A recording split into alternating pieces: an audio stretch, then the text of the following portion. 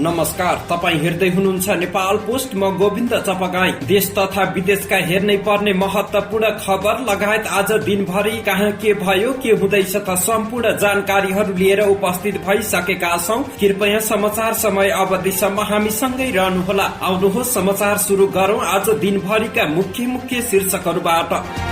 10 असार भित्रै विभाग गठन गर्ने देउवाको तयारी, मनाइयो योग दिवस, प्रधानमन्त्री पनि सहभागी।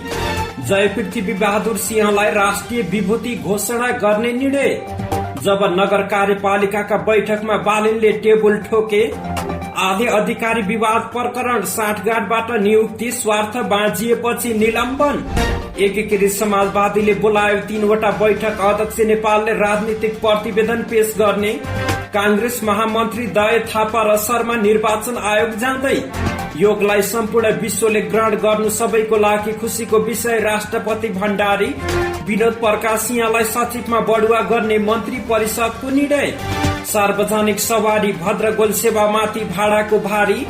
मौका परीक्षाको माग गर्दै एमबीबीएस र बीडीएसमा ब्यारियरमा परेका विद्यार्थी अनसनमा। भोटे बहालको गेस्ट हाउसमा बलात्कारपछि युवतीको 1 लाख लुटपाट। बाढीमा बेपत्ता भएका चन्द्रबहादुर गुरुङको परिवारलाई रामचन्द्र पौडेलको आर्थिक सहयोग। यसै नतिजा असार मसान्तभित्र सार्वजनिक गरिने। शिशुको टाउको काटेर गर्भमै छोडिदिएपछि आमालाई पीडा। पेट्रोलियम पदार्थको मूल्य वृद्धि विरुद्ध बालुवाटार अगाडि रापरपा नेपालको राँके जुलुस। इन्धनको मूल्य वृद्धि फिर्ता नलिए विकास निर्माणका काम रोक्ने व्यवसायको चेतावनी।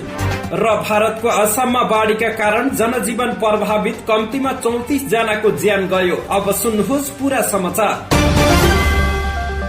आज जुन 21 तारिक अर्थात यस वर्षको सबैभन्दा लामो दिन हो। सामान्यतया आजको दिन पृथ्वीको उत्तरी गोलार्धमा दिन लामो हुने गर्दछ। नेपालमा सूर्योदय र सूर्यास्त बीचको समय अनुसार आजको दिन 13 घण्टा 45 मिनटको हुनेछ।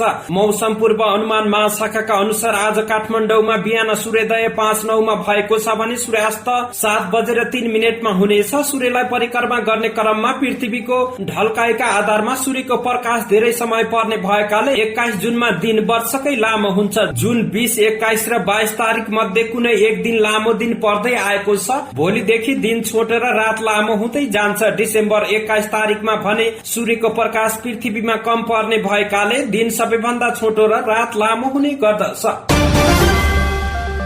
नेपाली कांग्रेसका सभापति शेरबहादुर देउवाले असार 10 गते भित्रै विभाग गठनको तयारी थालेका छन्। नवनिर्वाचित कार्य समितिले शपथ लिएको असार 10 गते 6 महिना पुग्ने भएकाले त्यस अघि नै देउवाले विभाग गठन गर्ने तयारी थालेका हुन्। विधान अनुसार विभाग तथा समितिहरू महाधिवेशन पश्चात 6 महिना भित्र गठन गरी सक्नुपर्ने व्यवस्था रहेको छ। पुस 10 गते शपथ लिएको समय अनुसार असार 10 गते नयाँ कार्य समितिको 6 महिना पुग्छ। सभापति देउवाले विभाग गठनका लागि तयारी थाले शीर्ष तहका एक नेताले जानकारी दिए। शपथ लिएको दिनबाट असार 10 गते निर्वाचित कार्य समितिको 6 महिना पुग्दछ। असार 10 गते अघि नै विभाग गठनको तयारी भएको ती नेताले जानकारी दिएका छन्। अन्तर्राष्ट्रिय योग दिवस आज नेपालमा पनि विभिन्न कार्यक्रम गरी मनाइँदैछ। जुन महिनाको 21 तारिकमा अन्तर्राष्ट्रिय योग दिवस मनाउने गरिन्छ। दिवसको अवसरमा नेपाली सेनाको मुख्यालय परिसरमा आयोजित कार्यक्रममा प्रधानमन्त्री शेरबहादुर देउवा, संस्कृति पर्यटन तथा नागरिक उड्डयन मन्त्री प्रेम बहादुर आले लगायत सहभागी भएका छन्। कार्यक्रममा सहभागीहरूले योगाभ्यास गरेका छन्। अन्तर्राष्ट्रिय योग दिवसको अवसरमा आजै बिहान काठमाडौँ स्थित भारतीय दूतावासले आयोजना गरेको कार्यक्रममा पनि प्रधानमन्त्री देउवा र सरकारका मन्त्रीहरू सहभागी भएका थिए। संयुक्त राष्ट्र संघले सन् 2015 देखि जुन 21 लाई अन्तर्राष्ट्रिय योग दिवसका रूपमा मनाउन शुरू गरेको हो। अन्तर्राष्ट्रिय योग दिवस मनाउने व्यवस्थाका लागि सन् 2014 मा संयुक्त राष्ट्र संघको महासभामा भारतीय प्रधानमन्त्री नरेन्द्र मोदीले प्रस्ताव गरेका थिए। प्रस्तावलाई नेपालका तत्कालीन प्रधानमन्त्री सुशील कोइरालाले पनि समर्थन गरेका थिए।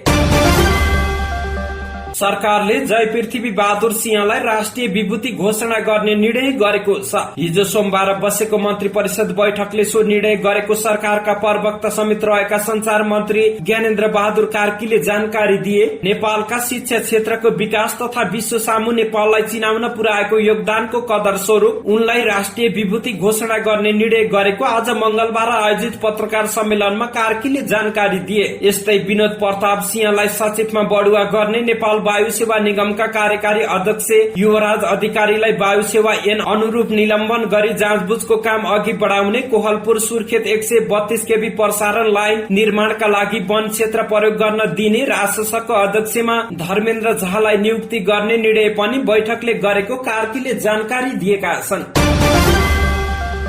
काठमाडौँ महानगरपालिकाका मेयर बालेन शाह आइतबार भएको नगरसभा अघि कार्यपालिका बैठकमा कार्यपालिका सदस्यहरूसँग रिसाएका छन्। कार्यपालिका बैठकमा नगरसभामा प्रस्तुत हुने विषयका बारेमा वडा अध्यक्षहरूले प्रश्न गरेपछि विवाद भएको थियो। त्यही क्रममा उनले टेबल ठोक्दै रिस देखाएका हुन्। कार्यपालिका सदस्यलाई नीति तथा कार्यक्रम बारे जानकारी नै नदिई छलफल शुरू गरेपछि वडा अध्यक्षहरूले प्रश्न गरेका थिए, तर बालेनले अहिले फ्ल्यास गर्न मिल्दैन भनेपछि वडा अध्यक्ष आपत्ति जनाएका एक कार्यपालिका सदस्यले बताएका छन्। हिजो सोमबार बसेको मन्त्री परिषद बैठकले नेपाल एयरलाइन्सका कार्यकारी अध्यक्ष युवराज अधिकारीलाई निलम्बन गर्यो। कार्तिक 2078 मा नियुक्तिका बेलामा नै अधिकारीको छवि र कार्यक्षमतामा प्रश्न उठेको थियो, तर संस्कृति पर्यटन तथा नागरिक उड्डयन मन्त्री प्रेम आलेले नेपाल एयरलाइन्स रूपान्तरणको नारा दिएर अधिकारीलाई भित्राएका थिए। अधिकारीलाई नियुक्त गर्ने समयमा निगमको नेतृत्वमा महाप्रबन्धक डिम प्रसाद पौडेल थिए। पौडेलले अधिकार खोज्ने गरी आलेले नै अधिकारीलाई नियुक्ति गर्ने प्रस्ताव मन्त्री परिषदमा लगेका थिए। निगम स्रोतका अनुसार निगमबाटै अवकाश पाएका अधिकारीको छवि विगतदेखि नै स्वच्छ थिएन। सेवा अवधिमा कार्यालयमा महिला कर्मचारी माथि अभद्र व्यवहार गरेको आरोप लागेपछि लिखित रूपमै माफ माग्नु परेको विगत समेत परेको थियो। अधिकारी सरले काम गर्न सक्नुहुन्न भन्ने पहिल्यै थाहा थियो, निगम स्रोत भन्छ। तर त्यति बेला निगमभित्र पुरानो नेतृत्व विस्थापित गरेर आफू खुशी संस्था चलाउने योजना बनाएर नियुक्ति दिएको थियो। अध्यक्ष रूपमा नियुक्ति भएपछि हरेक जसो सार्वजनिक मञ्चमा पर्यटन मन्त्री आलेले कम तलबमै काम गर्न मानेको भन्दै अधिकारीको प्रशंसा गर्ने गरेका थिए। तत्कालीन महाप्रबन्धक पौडेललाई मन्त्रालयमा तानेर अधिकारीलाई निगममा काम गर्न वातावरण बनाइदिएका थिए, तर करिब 8 महिनामै अधिकारीसँग आलेको सम्बन्ध अश्लील शब्दमा मुख छाड्ने अवस्थामा पुगेको छ। नेकपा एकीकृत समाजवादीले पोलिट ब्यूरो केन्द्रीय कमिटी र केन्द्रीय परिषदको बैठक बोलाएको छ। एकीकृत समाजवादीका उपमहासचिव गंगालाल तुलाधर असार 10 गते पोलिट ब्यूरो, 11 गते केन्द्रीय कमिटी र 13 र 14 गते केन्द्रीय परिषदको बैठक बोलाइएको जानकारी दिए। उनका अनुसार एकीकृत पोलिट ब्यूरोको बैठक पार्टी कार्यालयमा र केन्द्रीय कमिटी बैठक कार्की ब्याङवेटमा हुनेछ। करिब 1500 सदस्य रहेको केन्द्रीय परिषदको बैठक प्रज्ञा भवन कमलादीमा गरिने उनले बताए। पार्टीको 3 वटा कमिटीमा चुनावी समीक्षा र समसामयिक राजनीतिक परिस्थिति बारे छलफल हुनेछ।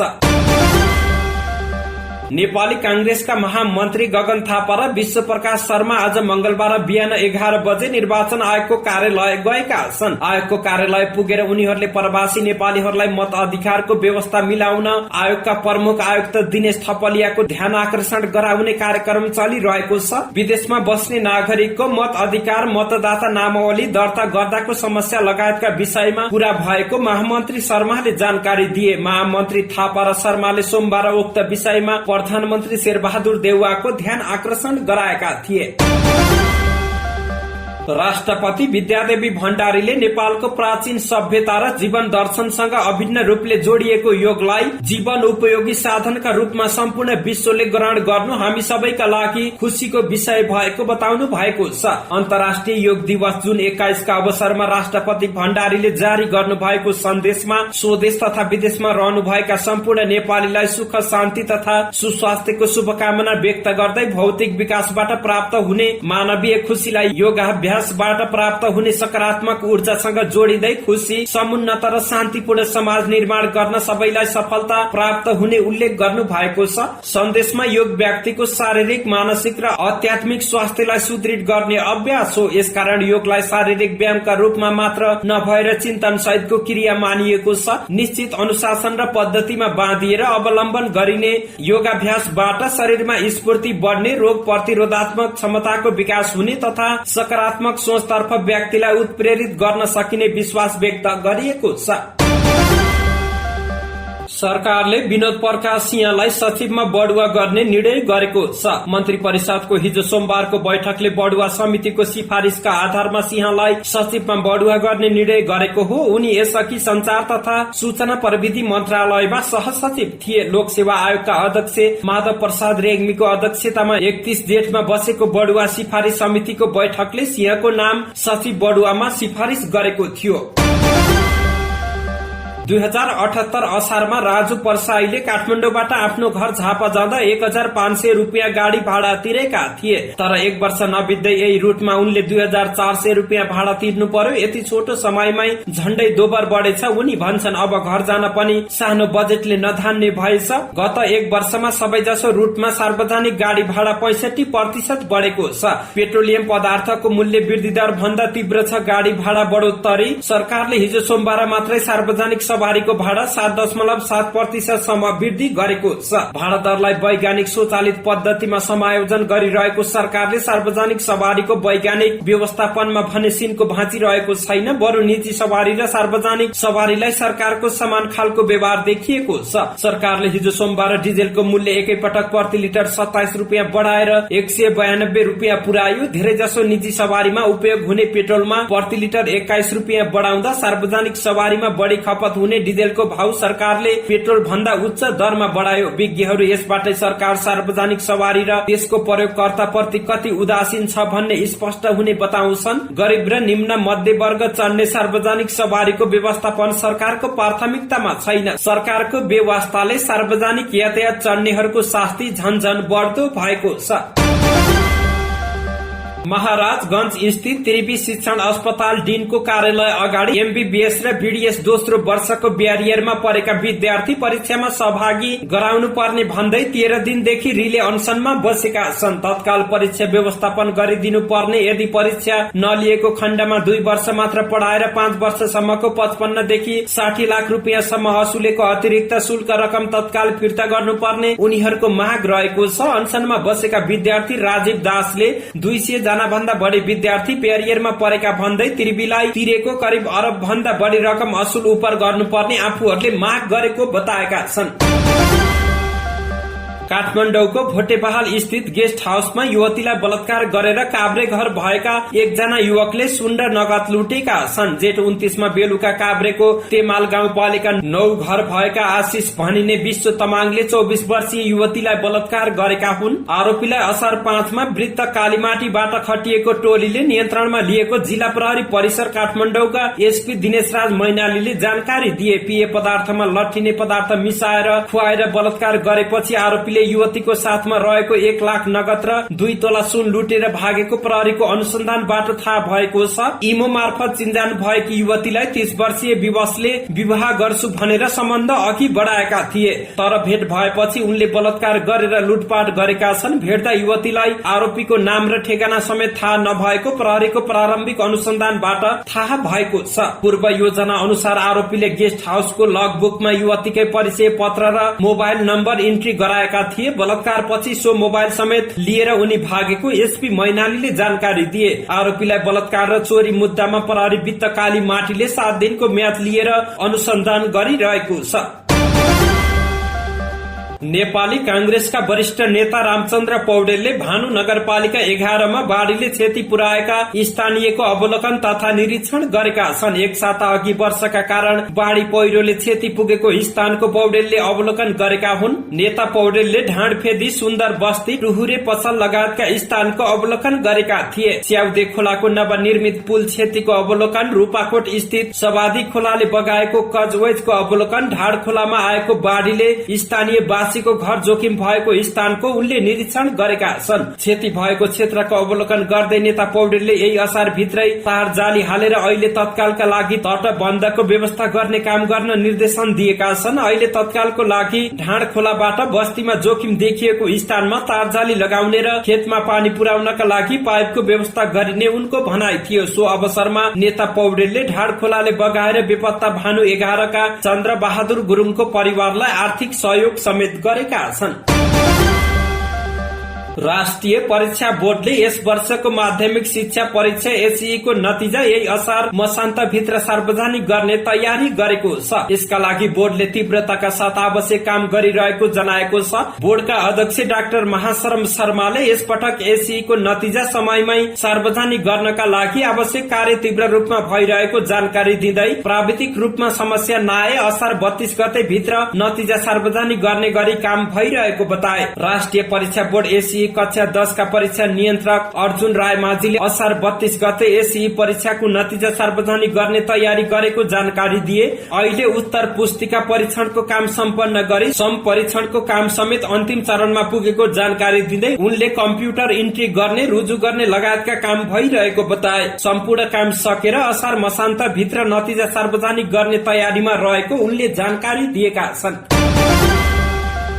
पाकिस्तानको सिन्ध प्रान्तको ग्रामीण स्वास्थ्य केन्द्रमा कर्मचारीले एक नवजात शिशुको टाउको काटेर आमाको पेटभित्रै छोडिदिएपछि 32 वर्षीय महिलाको ज्यान जोखिममा परेको छ। उक्त घटनाबारे छानबिन गरी दोषी पत्ता लगाउन सिन्ध सरकारले मेडिकल जाँच बोर्ड गठन गरेको छ। थरपारकर जिल्लाको दुरी गाउँकी हिन्दू महिला पहिले आफ्नो क्षेत्रको ग्रामीण स्वास्थ्य केन्द्र RH80 गएकी थिइन्, तर महिला रोग विशेषज्ञ उपलब्ध नभएकोले अनुभवहीन कर्मचारीले उनलाई ठूलो आघात पुर्यायो। जामसोरोको लियाकत विश्वविद्यालय चिकित्सा तथा स्वास्थ्य विज्ञानका स्त्री रोग इकाइका प्राध्यापक राहिल सिकन्दरले भने अप्ठ्यारो शल्यक्रियामा RSC का कर्मचारीले आमाको पेटमा रहेको नवजात शिशुको टाउको काटेर भित्रै छोडिदिएको उनले बताए। ती महिलाको ज्यान जोखिममा परेपछि उनलाई परिवारले नजिकैको मिठी अस्पतालमा लगेका थिए। त्यहाँ उपचार सम्भव नभएपछि अन्ततः उनलाई LUMHS लगिएको थियो, जहाँ नवजात शिशुको बाँकी सब आमाको कोखबाट निकालेर उनको जीवन बचाइएको थियो। सिकन्दरले बच्चाको टाउको भित्रै फसेको आमाको पाठेघर च्यातिएको र ज्यान जोगाउन उनको पेट खोलेर शल्यक्रिया गरेर टाउको निकाल्नु परेको बताएका छन्।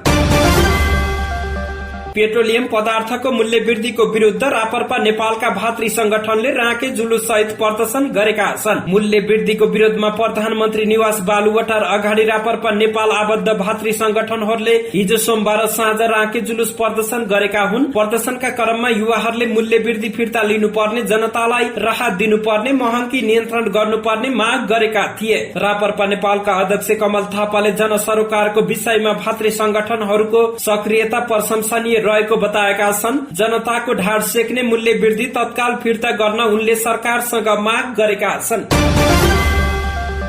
निर्माण व्यवसायीले सरकारले इन्धनमा गरेको मूल्य वृद्धि फिर्ता नलिए विकास निर्माणका काम रोक्ने चेतावनी दिएका छन्। इन्धनमा सरकारले पछिल्लो पटक गरेको मूल्य वृद्धिका कारण निर्माण सामग्रीको समेत भाव बढेर निर्माण उद्योग नै ठप्प हुन लागेको नेपाल निर्माण व्यवसायी महासंघले जनाएको छ। निर्माण व्यवसायीलाई तत्काल राहत दिने गरी सरकारले मूल्य समायोजन निर्देशिका जारी नगरेमा कन्स्ट्रक्सन होलिडेका बीच पनि देशभर सञ्चालनमा रहेका राष्ट्रिय गौरवका आयोजना र अति आवश्यक निर्माण परियोजना समेत बन्द गरी यसअघि स्थगित आन्दोलनका कार्यक्रम सहित एक हप्ता भित्रै थप आन्दोलनका कार्यक्रम सार्वजनिक गर्न बाध्य हुने महासंघले चेतावनी दिएको छ। देशको समग्र अर्थतन्त्रका सूचक नकारात्मक रहेको विषय अवस्थामा पेट्रोलमा एकैपटक प्रति लिटर 21 रुपियाँ र डिजेल तथा मट्टीतेलमा 27 रुपियाँ बढाएर रुग्ण अवस्थामा रहेको निर्माण उद्योग थप आक्रान्त भएको नेपाल निर्माण व्यवसाय महासंघले निकालेको विज्ञप्तिमा उल्लेख गरिएको छ।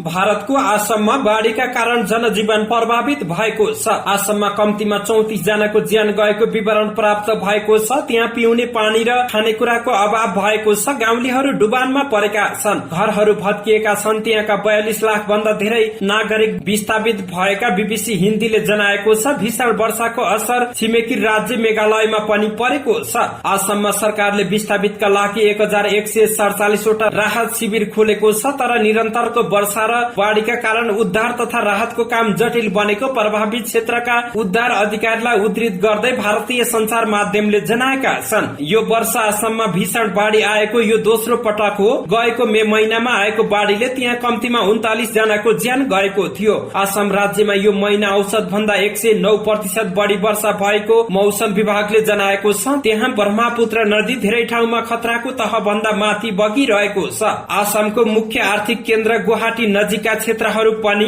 आपतकालीन अवस्थामा परिणत भएका छन्। धन्यवाद। यस्तै ताजा समाचारको लागि नेपाल पोस्ट हेर्दै गर्नुहोला।